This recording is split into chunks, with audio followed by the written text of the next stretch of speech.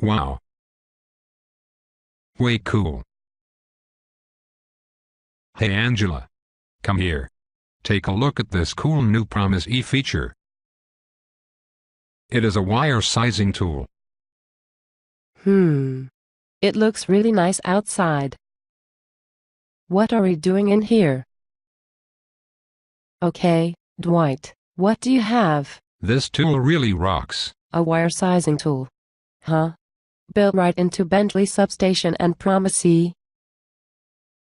Very interesting. It's pretty neat. How do you use it? You just right-click on a motor or some electrical load. So, does it follow the National Electric Code or something? Yes, the calculation that it does parallels key parts of the NEC. Let's try it. That motor symbol right there on the left side of the screen. Let's say that it is a 50 horsepower motor. Show me what this tool can do. Okay, let me right-click on it. And I select wire sizing from the right-click menu. And a selection dialog pops up. Let me see.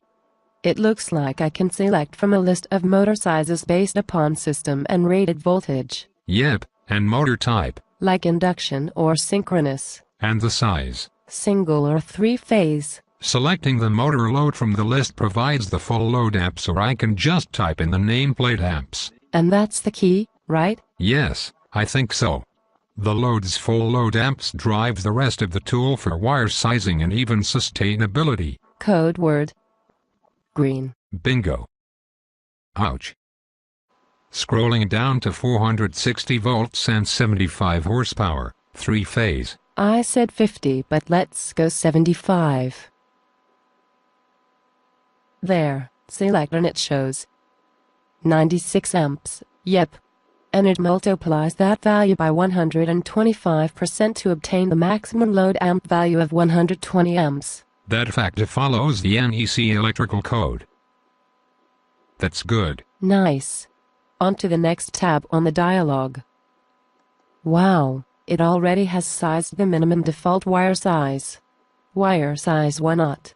If too small, marked in red. But look at all these nifty derating factors that the tool lets me apply. Let's try it. Let's say my motor is going to be 800 feet away from the power source. Enter the run length in this box. And the power factor value here. Just go with 85%. Let's see what happens. Looks like some significant voltage drop, 17 volts. But the tool lets you pick a larger wire diameter to bring the percent voltage drop back to less than 3.5%. Okay, so I picked 2 aught. That shows 3.29% voltage drop. And up there on the right-hand side, derating for raceway or cable fill. Cool. If I select 6 current carrying conductors in my conduit, raceway, or cable, everything instantly recalculates. Now it says that 3 aught is my minimum wire size. It was 1 aught to begin with. And then we picked 2 aught to bring the voltage drop back under 3.5%. And then when we discovered that there were a total of 6 power conductors in the raceway, the tool bumped the wire size to 3 aught. Okay, let's say we were good to go with this selection. How do I push this wire size of 3 aught out to my motor load? I guess we hit the finish button. Okay, that makes sense. A little dialog pops up. It probably wants us to window select the attached wires that we want to flip to 3 aught. Looks like I first set these toggles for wire size and for wire type and hit the select wires button. Try window select. You want to get all the power wires up to the load side of the disconnecting means. Okay. I want to avoid the ground wire. Here goes.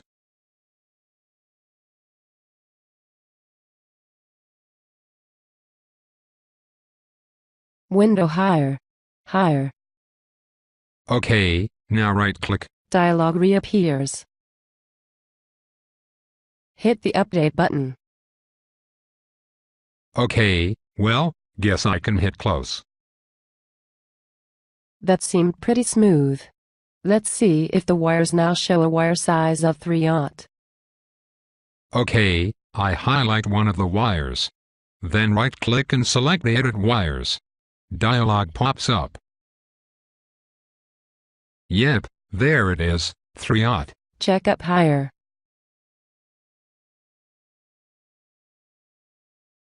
Yes, looks good. That was actually fun.